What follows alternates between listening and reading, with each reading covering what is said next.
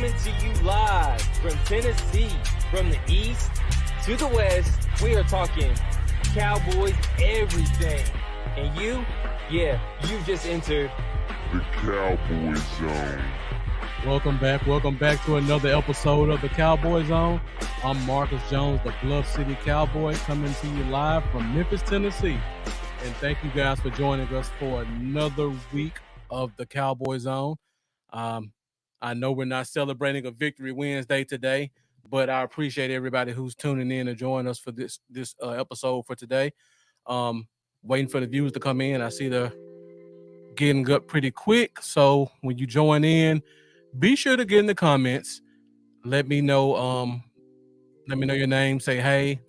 And while you are watching, be sure to like this broadcast. Also, if you're a new viewer, be sure to subscribe to my YouTube channel. That's Bluff City Cowboys. And also hit that bell so that you will be notified of any future episodes. And as always, this is an interactive show, so we'd like to have crowd engagement. So be sure to get in those comments, say what's up, give me your questions, give me your feedback about what we're going to talk about tonight. Now, I'm pretty sure the comments are going to blow up about the Niners game. Niners game is in the past for me. I'm looking ahead to LA. So tonight we're going to cover this week's matchup against the LA Chargers. So I hope everybody got out of the system. It was a bad loss. It was a tough loss. It was much worse than any of us could have expected, but we are not going to harp on that. We got a long season ahead of us. We're going to move on. We're going to move forward to this week's matchup. So I see we got a few people watching us. See, I got my guy Mendoza in the building. Mendoza, thank you for joining as always. Appreciate it. See, I got my guy Jeff joining us tonight. Jeff, thank you for tuning in. Appreciate your support. I see the views are still going up.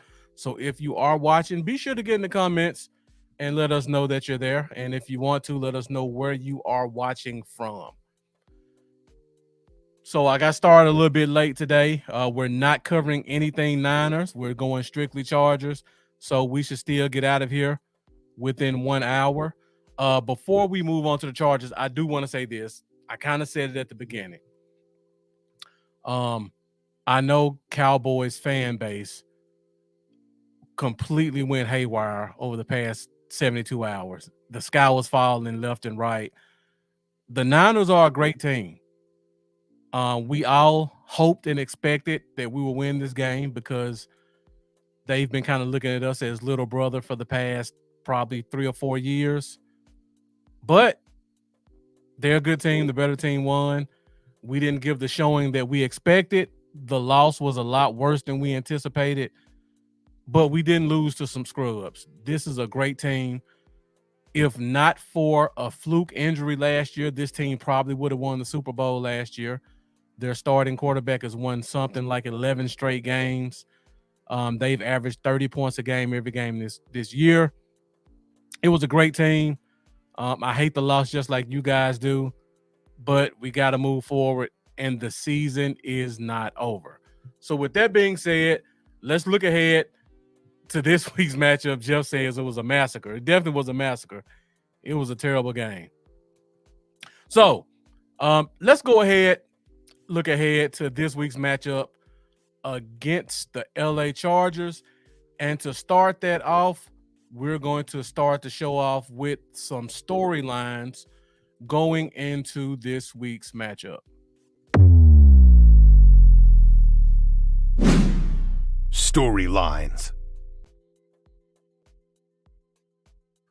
So we got to start off the show with some of the injuries that came out of that Niners game. We not only got beaten as a team, a lot of our key players got beat up as well.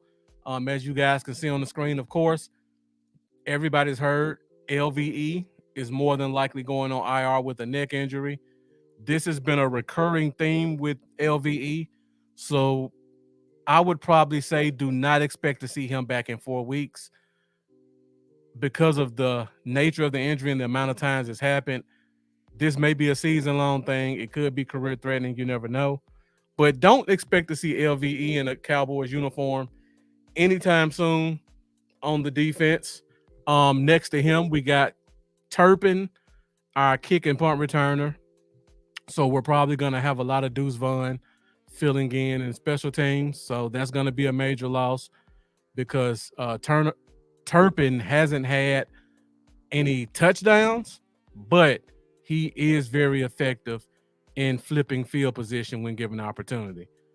And then last but not least, we got CJ Goodwin, our core special teams player for the past half decade or more. He's definitely going to be felt on the outside. We're gonna have to do some switching around. I think Nashawn Wright is still hurt, so that's normally the guy who fills in as our other gunner jammer. So we're basically down two guys at gunner and jammer. So it's gonna be interesting. And guys, pay attention to this. I'm the special teams guy.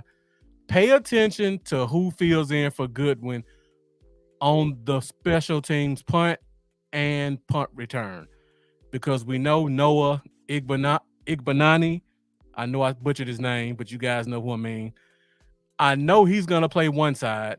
Whoever plays that other side is going to be very important. And on top of that, the Chargers have a very good returner. So we're going to need all hands on deck to not give up any of those empty yardages or non-offensive touchdowns in this game. So a lot of losses on this team. Good news is it looks like the team is going to sign Rashaan Evans, former first-round pick, the same draft as LVE, actually picked 4 picks later by the Tennessee Titans. I don't know why he was cut by the Titans, but he did not make their team. Last year, he was on the Atlanta Falcons roster. Tried out for the Eagles camp, didn't make it, and now it looks like he's going to be a Dallas Cowboy.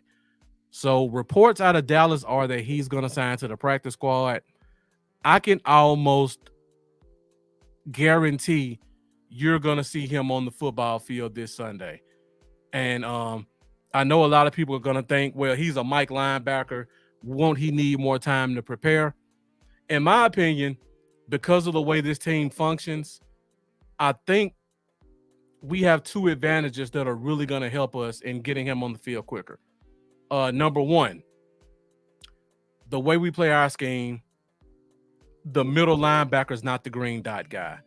So all those play calling responsibilities are not going to fall on his plate. You got Ron Curse on the field.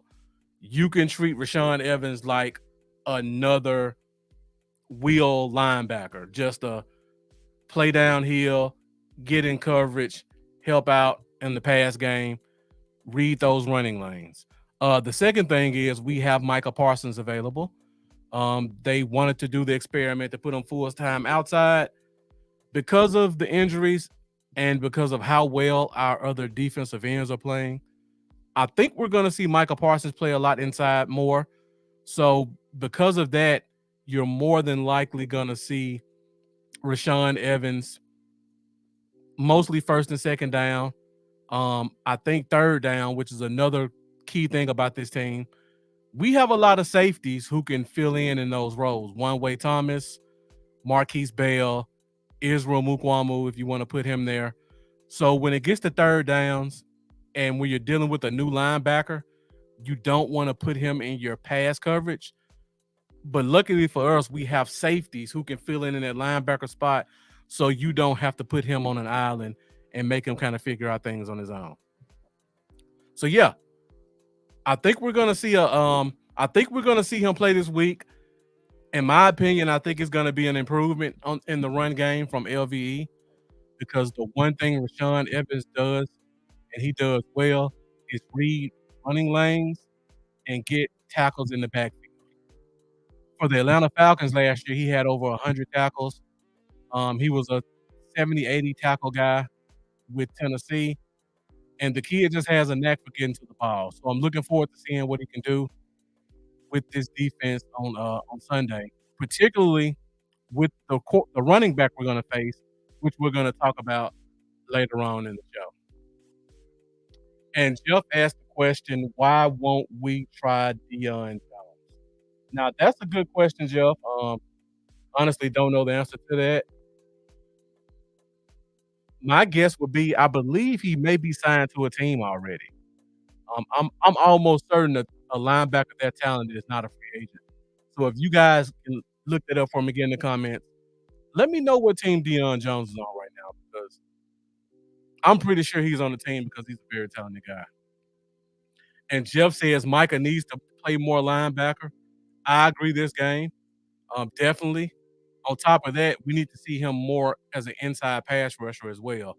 And Jeff, I know that's something you talk about quite a bit about seeing Micah Parsons line up somewhere outside of against the left tackle. Jeff says he would trade for him. Again, it depends on what team he's on.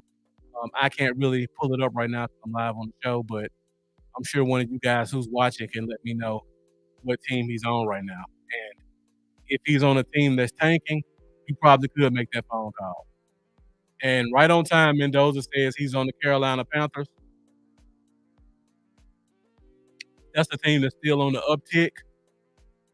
There's a possibility you can make that phone call if things don't work out well. There's also talk that there was another linebacker that we looked at, linebacker by the name of Brandon Smith. Mendoza's a draft guy, so I'm sure he's very familiar with him.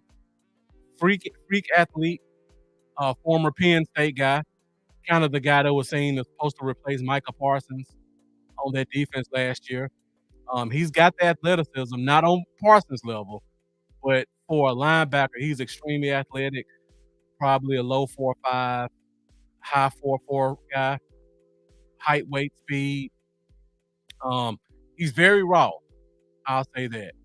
He was drafted last year in the 4th round, I believe. So, you got a young guy with talent. He can fly around. Maybe you can put him on this defense. And because of all the reasons I said before, you are able to limit his responsibilities and just let his athleticism kick in. So if they sign him, they may be able to pull something from him. Worst case scenario, you got another special teams guy who can help supplement the loss of CJ Goodwin. So we got a lot of things to look at this week in this game. So let's go ahead and move forward. I see the views are still going up. If you guys are watching, be sure to get in the comments. Let me know that you're there. Also, hit that like button. Also, hit that subscribe button. And this is an interactive show, so we like to get you guys feedback. And if you would, please share this broadcast to your favorite Facebook group so that we can grow the Cowboys Zone Nation. All right, guys, let's move ahead onto the show. We're going to go to our next topic, which we got one more storyline to cover, and then we'll go to our next topic. And this next storyline is actually a big one. This is a battle of the coordinators. So Dan Quinn and Kellen Moore.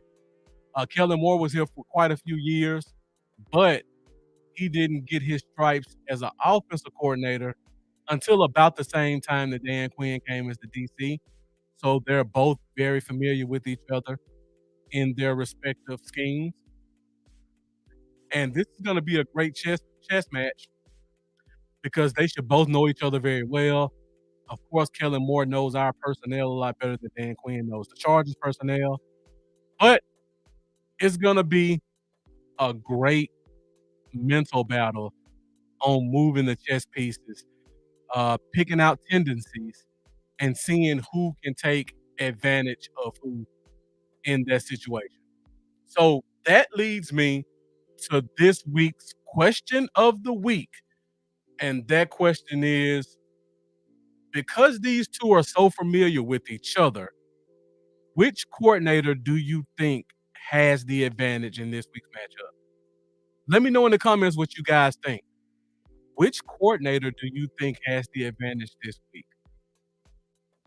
Myself personally, I'll give both scenarios, and you guys kind of let me know what you think in the comments, and then I'll chime in at the end.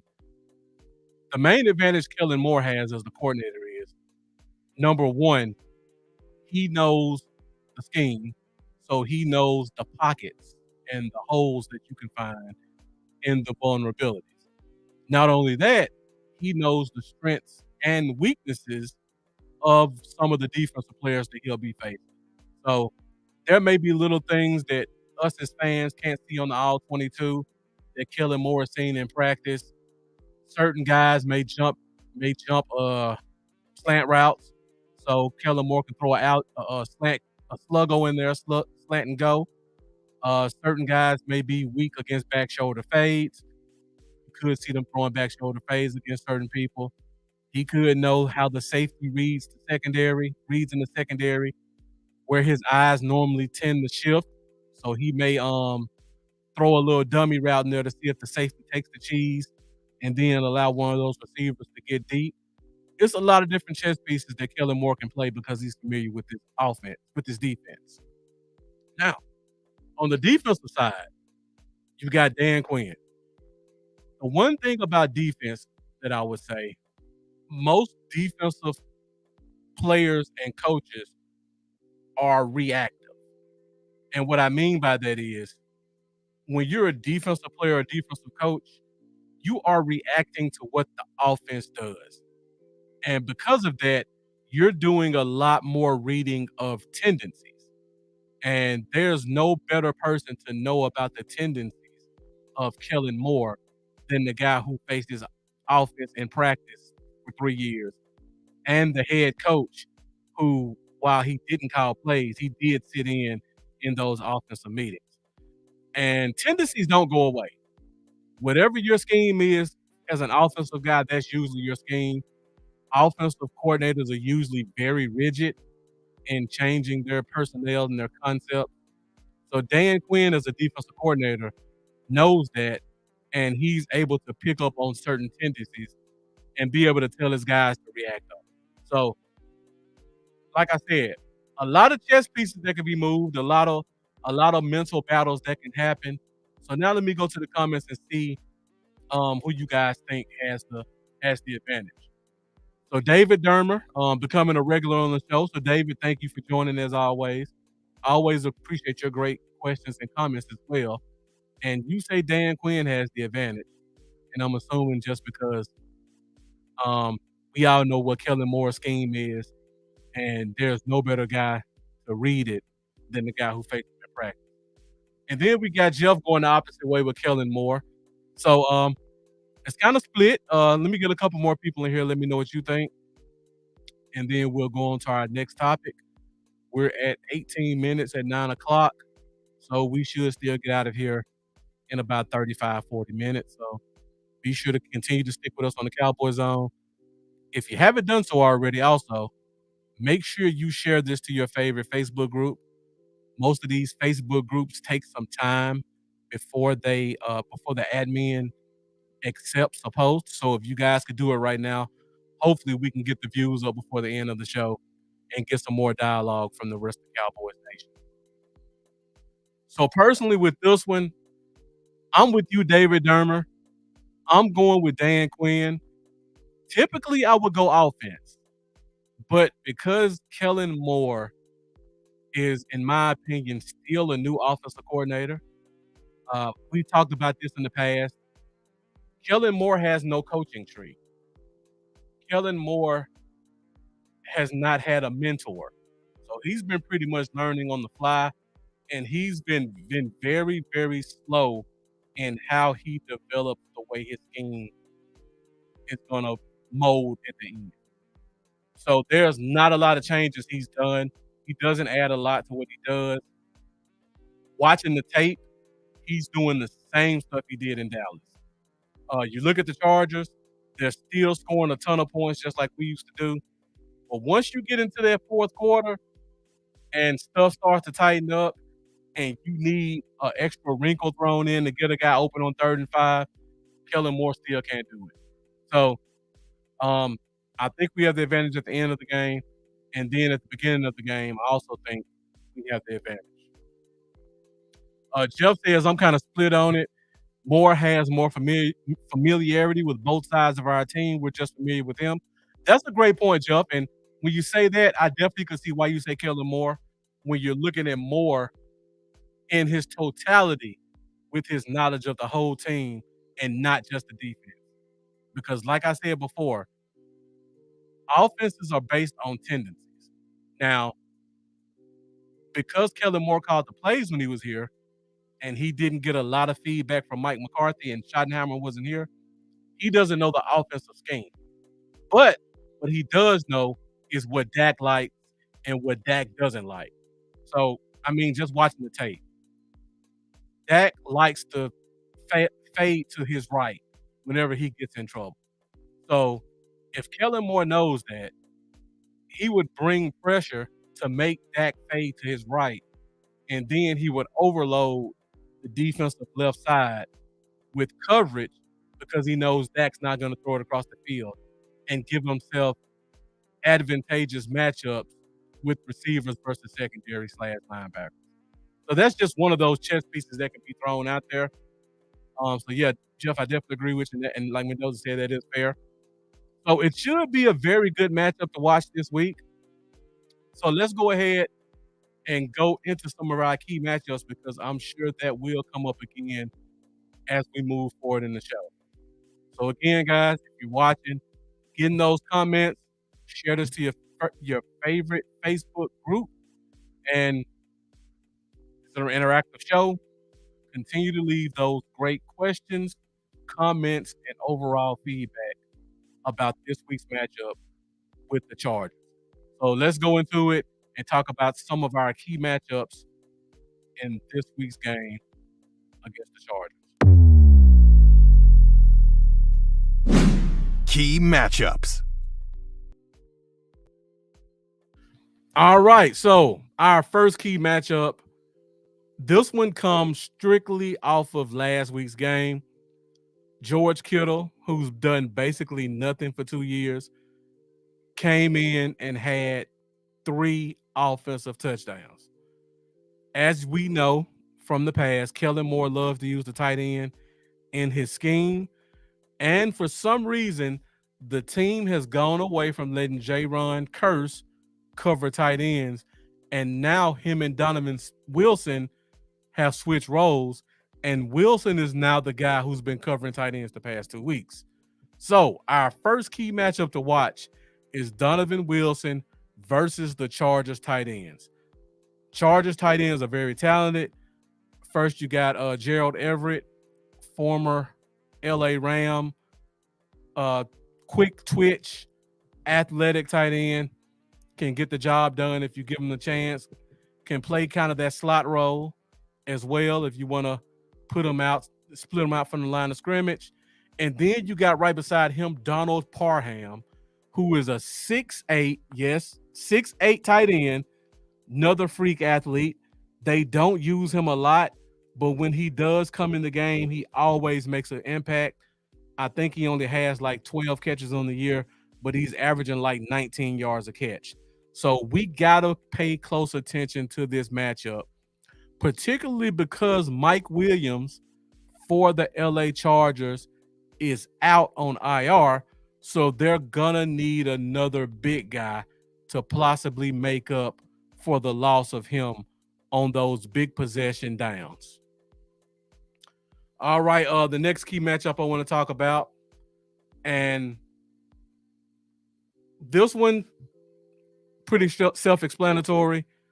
The Chargers boast, just from a name perspective, one of the best set of bookends in the NFL in Khalil Mack and Joey Bosa.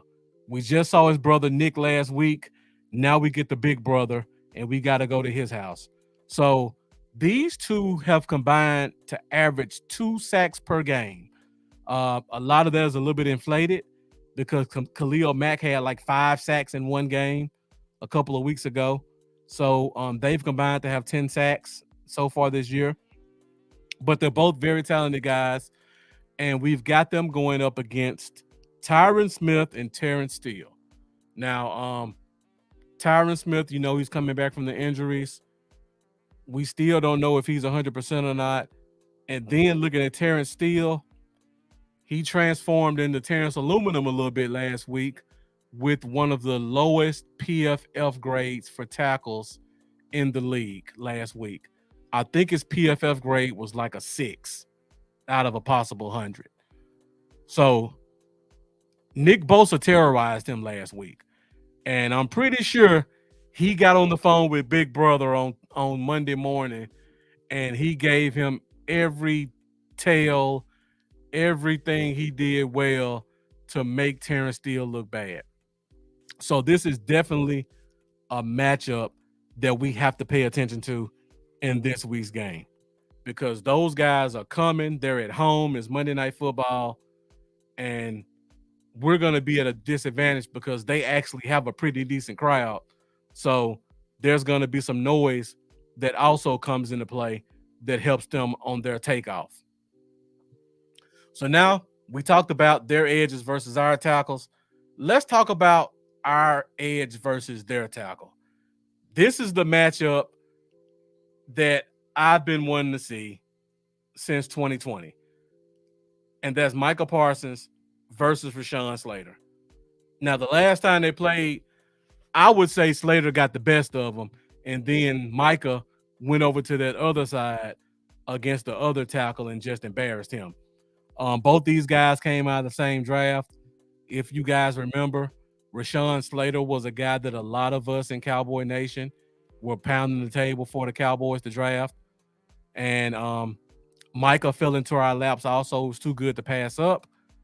So this is going to be one of those matchups that you have to pay attention to, because I'm pretty sure they both have it circled on their schedule as well, because how closely they were drafted and how Slater was highly sought after by the Cowboys, in my opinion. So this is going to be a great matchup to watch. Micah's probably going to play a little bit more middle linebacker than weeks past, so we won't be able to get to see it as much as we'd like. But when they do face off against each other, it's definitely going to be something to watch. So let's go to our other key matchup. And guys, once again, get in the comments and let me know what you think about these key matchups that I have. Let me know if there's any key matchups you want to talk about. I have only have one more key matchup to get into, but keep the comments coming, keep the questions coming. Let me know what you guys think about this week's matchup against the LA Chargers. All right, let's get back into it. Let's go to our last key matchup of this week's game, and that is Jordan Lewis versus Keenan Allen. Now, I know you guys remember the last time we faced the Chargers. Keenan Allen has kind of terrorized us. Actually, the last two times we faced the Chargers. So he's a natural slot guy, big, fast, healthy for once. No injuries listed so far this year.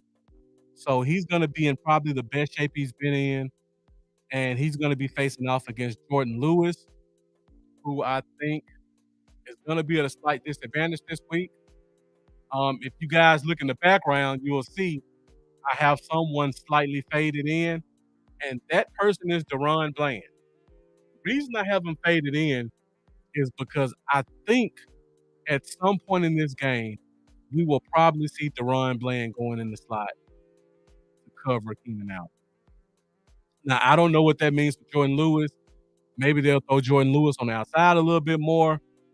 Maybe we'll see Eric Scott or Israel Mukwamu be active for a change and see one of those guys play a little bit more boundary corner.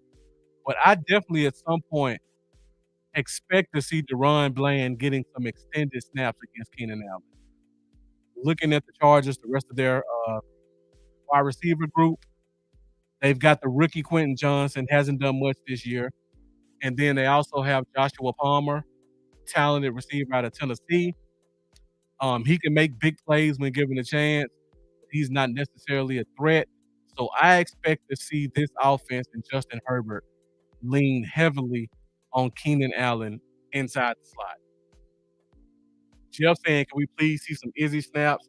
I mean, he's been inactive the past couple of weeks, which has been a surprise considering Trayvon Diggs is out. On top of that, they have him listed as safety still. So even if he is active, I don't know how much we'll see him at that corner spot. All right, Jeff says CD versus Asante Samuel Jr. You know, I have another key matchup, Jeff, and I'm glad you brought that one up because I want to talk about that one really quick. So Asante, and while I pull that up, I'll say this: CD versus Asante Samuel. Watching the tape, they don't put Asante Samuel in the slot much, which is surprising considering he's their best corner, and they have J.C. Jackson, who basically refused to play the first 3 weeks, and he was supposed to be kind of their slot guy. So they kind of dug themselves in a hole, and they almost have to keep Samuel on the outside because they don't have a lot of depth at that cornerback spot. So in my opinion, I think we're gonna see a lot more of their number 4 corner covering CeeDee Lamb, and his name is Jasir Taylor. Freaky athletic guy, like I think it was like a 5th round pick, but the kid runs a 4.3. He has like a 39-inch vertical. He has a 6'8" 3-cone, so he's quick twitch. He can move in and out of cuts really quickly, and he has the speed to keep up with anybody. So I think, yeah, and that's right, Jeff. JC got traded to the New England Patriots, but before that, he did not play for the Chargers. So I expect to see Jasir Taylor playing a lot of snaps against CeeDee Lamb in this week's game. So that's the name that you guys need to look up. Jasir Taylor, freak athlete, young player for the LA Chargers. All right, guys, let's get back to the show, and now we will talk about my favorite segment of the show, and that segment is over under. So for you guys who are new to the show, over under is a segment where I'll give you guys some statistics, and you guys tell me whether you think the team will go over or under those statistics. And I like to do that just to get an idea of how the team feels certain key players in the game are going to perform, and it helps kind of let us know how we feel about the outcome of the game. Jeff saying I want to see one 15-catch game from CD. That's going to be hard to do, Jeff. In this game, 15 catches in general is hard to do for any player. I know we see guys like DJ Moore and the wide receiver from the Bengals, Jamar Chase, and guys like Cooper Kupp do it, but that's a very difficult thing to do. I mean, in most cases, for a guy to have 15 catches, you're probably expecting a quarterback to complete anywhere from 40 to 50% of his passes to one guy. That's very rare to do. And I agree, you got to feed him. I just say that's very difficult to do in the NFL unless you have the elite of the elite receivers. And I think CeeDee Lamb is a great receiver, but I'm not quite ready to put him at the top of the mountain with some of the greats that are playing right now. All right, guys, let's get back into the show. We're at 35 minutes. We're at 9:15, so we should get out of here in the next 20 minutes. For everybody that's watching, be sure to get in the comments. Let me know what you think. This is a very interactive show, and we are coming up to a very interactive segment. So I definitely want to get you guys feedback on what you think about some of the key players and key matchups in this week's game. So let's get into it, and let's talk about some of the over-under statistics for this week's matchup. Over-under.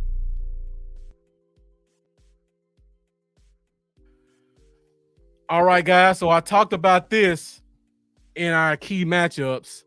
The Chargers edge rushers have been averaging 2 sacks a game. Joey Bosa is the older brother of Nick Bosa, who had a very good game against us last week. Terrence Steele had a very low pass grade in the game against Nick Bosa. So I'm pretty sure he's going to tell his big brother all the secrets that he can. So over under 1.5 sacks for the Chargers edge rushers, for both of them, both Khalil Mack and Joey Bosa. Over under 1.5 sacks in this week's game. And I see Mendoza coming in with a very quick over. And Jeff coming in with over as well. Dak is going to run into a few of them because he refuses to run. I definitely agree with that, Jeff. He definitely has a problem with running. And this is the thing about this defense that makes it even more open for Dak to run. The Chargers like to run almost exclusively shell coverage. So what I mean by that is they like to keep their safeties deep. They like to play their corners off. They like to play their linebackers at 7 to 10 yards. So that opens up a lot of opportunities in the run game for the quarterback as well as the running back. So as I say that, let's go to our next over-under, and that is Tony Pollard, 80 yards. Like I just said a few seconds ago, the Chargers like to play a shell coverage where they keep their corners and their safeties off, and they also keep their linebackers off. So that's usually a great situation for a running back to get some stats because they're not going to get touched for a few yards. And Tony Pollard so far this year is averaging about 65 yards. So over under Tony Pollard, 80 yards rushing in this week's game. All right. Jeff says over. He's due for a game. There's no bigger game to do it in than this one. And then Mendoza also says over. I agree with you guys. I think just because of the way the Chargers run their defense and they play their safeties off, I think this is going to be an over for Tony Pollard as well. Now, I do love the Chargers linebackers. They got Kenneth Murray, former Oklahoma Sooner, first-round pick, great linebacker. They also have Eric Kendricks, the veteran linebacker, former UCLA Bruin, former Minnesota Viking, another talented linebacker. So they have athletic linebackers, but I just think the way they play, Pollard's so explosive. If he can break through that first level and they're not on their stuff, he's going to have some opportunities to break a couple of long runs. So I'm looking forward to seeing Tony Pollard have the chance for a breakoff game this week. So now let's go back to Jeff's comment saying that he hopes he hopes CeeDee Lamb has a great game finally. So there's been some talking in the media. I keep saying Tony Pollard, my mistake, guys. There's been some talk in the media with CeeDee Lamb kind of throwing some gripes out there about the offense in last week's game and about his lack of touches and how he wasn't getting looked at in the game. The coach had to make some comments about it as well as the owner. So I'm expecting a little bit of the squeaky wheel gets the oil scenario this week with CeeDee Lamb. So let's go into our over-under on this one, and that is over-under CeeDee Lamb, 80 yards receiving. Let me know what you guys think. CeeDee Lamb, over-under 80 yards in this week's matchup.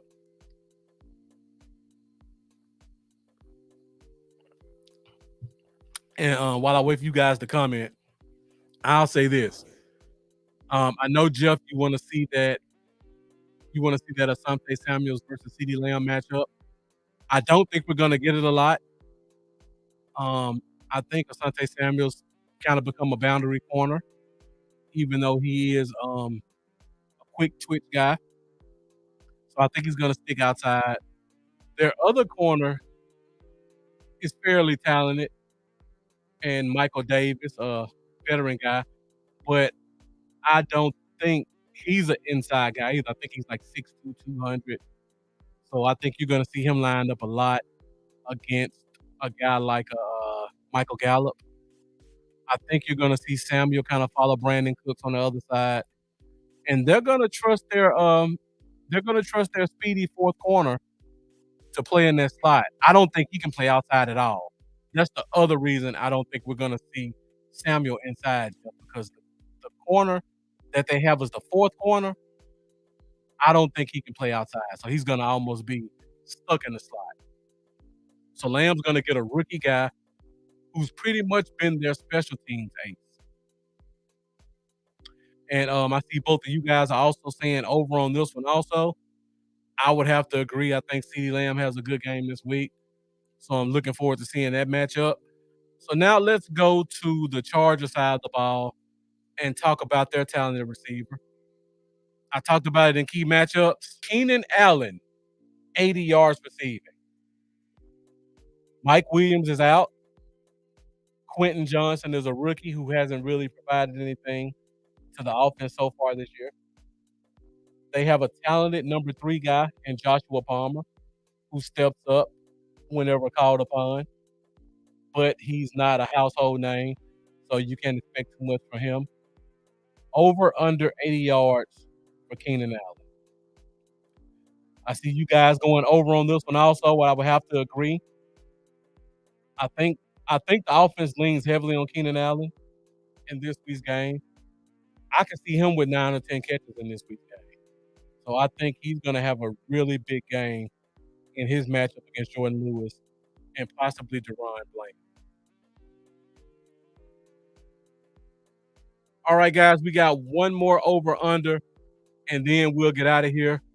Our last over-under is the running back, Austin Eckler. So Austin Eckler has been out for the past 4 weeks with numerous injuries. He's only played one game in week 1 against the Miami Dolphins. And in that game, he had 120 yards rushing. Now, we know Kellen Moore doesn't like to run the ball a lot, but when you've got a talented, explosive running back like Austin Eckler, sometimes you got to feed him the ball. And plus, he can average 6-7 yards a carry. So when you got a guy that can do that and he does it consistently, you got to keep giving it to him. My concern about this game is that Austin Eckler has that James Conner in him. He's a small guy, but he's extremely powerful, and he loves to run off tackle. And as you guys know, I say it all the time, our biggest weakness is off tackle running backs. Now, I hope bringing in a guy like Rashaan Evans, who's great at reading rushing lanes, can help solve some of the problems that LVE gives us. But even with that, I still think Austin Eckler is a talented enough running back that he's probably going to find a way to crack 100 yards on us. So Jeff is saying under. He expects the defense to have a bounce back game against the run. And let me say this, Jeff, and great point. Our run defense on the interior has been outstanding. I know our fan base likes to beat down on Mozzie Smith because they want to compare him to Jalen Carter and because he's not necessarily a starter. When Mozzie Smith plays in the game, he makes an impact in the running game. I think I saw some statistic earlier today that said when Mozzie's in the game, teams average like 1.5 yards rushing in the A and B gap. And when he's out of the game, the number goes up to like 4.5. So he's definitely making his impact felt. Jonathan Hankins, when healthy, is still one of the best run-stuffing defensive tackles in the league. He's showing that every week, and that's one of the reasons that Mozzie Smith can't touch the field as much. But we got to take care of that C gap. And Mendoza says, I think it's close, but I do think he gets 100 all-purpose. I want strictly rushing though, Mendoza. I agree. He's definitely going to get 100 all purpose because he also averages 4 to 5 catches a game. And um, I just think with the new linebackers we got coming in, he's going to have a couple opportunities to get some catches and make a couple of gas plays against the defense. So, should be a great matchup. I'm agreeing with you, Jeff. I expect a slight shootout. I don't think their defense can stop us from what I've seen on tape because of the way they run their scheme. Um, Kellen Moore teams always score 24 points, just kind of a trademark. Um, I think this game comes down to which offensive coordinator doesn't screw up in the fourth quarter. Because, like I said before, when the lights get brightest and we get to the fourth quarter, Kellen Moore finds a way to screw it up. And Mike McCarthy so far has not given me any confidence to think that he can put together a game plan to close out a game that's tight. So I'm looking forward to seeing this game. It's definitely going to be an offensive matchup. Looking to see if Dan Quinn puts any wrinkles in. Got a lot of great matchups to watch on the offensive side of the ball on both teams. So I'm expecting this to be very interesting in determining who wins this game. And no better platform to put it on than Monday Night Football. So I don't know about you guys. I'm probably going to be watching the Manning podcast almost exclusively just to hear what the Mannings have to say about Dak and his progressions and what he can and can't do better because those guys break it down better than anybody to me. And I'm very interested to see what they have to say about Dak Prescott. I already know they're going to crown Justin Herbert. He's not going to do any wrong, but I would love to hear what they say about Dak as the game progresses. So we're at 48 minutes. We're at 9:30. I see the views have been pretty steady the whole time. So I hope you guys enjoy it. See what Jeff says. Jeff says those ends rush hard, and it would be great to incorporate screens and draws. Jeff, you've been saying that for 5 years. You need to write a letter to the front office and please tell them that so they'll start to implement it more. We've been doing a lot of screens and a lot of quick pitches.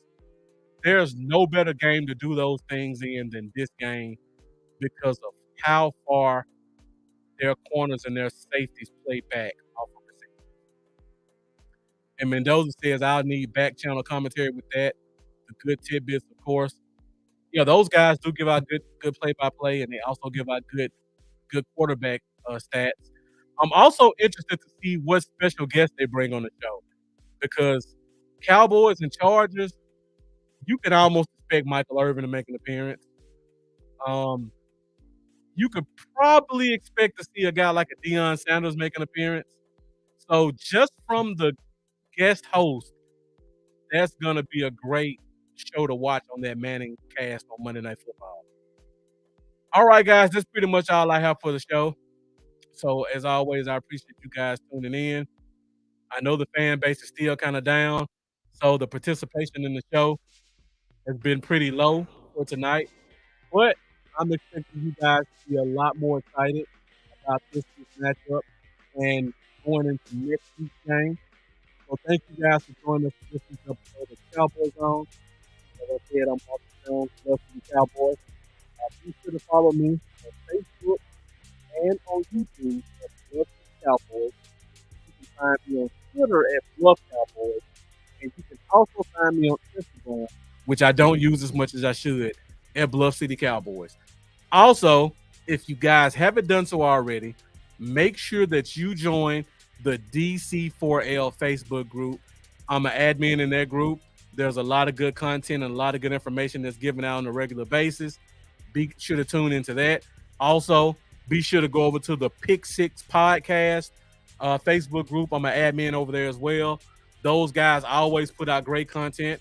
They're probably on right now if you guys want to find something to do after this show ends. And they'll also be back on Friday night. But if you haven't gotten overloaded with Cowboys content, be sure to join me this Sunday at 11:15 a.m. Central Standard Time for this week's pregame show against the LA Chargers. We'll go through the injury report. We'll also do game predictions, bowl predictions, and we'll talk about some of our fantasy favorites from this game and other games around the NFL. So, got a great pregame show for you guys this week. And also, be sure to join us next Wednesday at 8:30 Central Standard Time for our next episode of the Cowboy Zone, where hopefully we will be celebrating a Victory Wednesday and we can recap this week's game against the LA Chargers. So, got a lot of content to cover this week. Got some great games coming on Sunday that'll end with the Monday Night Football game against the LA Chargers. And then we'll come back with a great Week 7 matchup. So thank you guys for joining us for this week's episode of the Cowboy Zone. As always, you guys fuel the Cowboy Zone. I definitely appreciate your support. Appreciate your likes. Appreciate your subscriptions. Appreciate your questions and comments as you guys make the show more entertaining and more engaging. And as I said before, be sure to join us next Wednesday, 8:30 Central Standard Time for next week's episode of the Cowboy Zone. I'm Marcus Jones, the Bluff City Cowboy. Thank you guys for watching. And as always, let's go Cowboys. I'll see you guys next week. Have a good night. Thank you for watching the Cowboy Zone.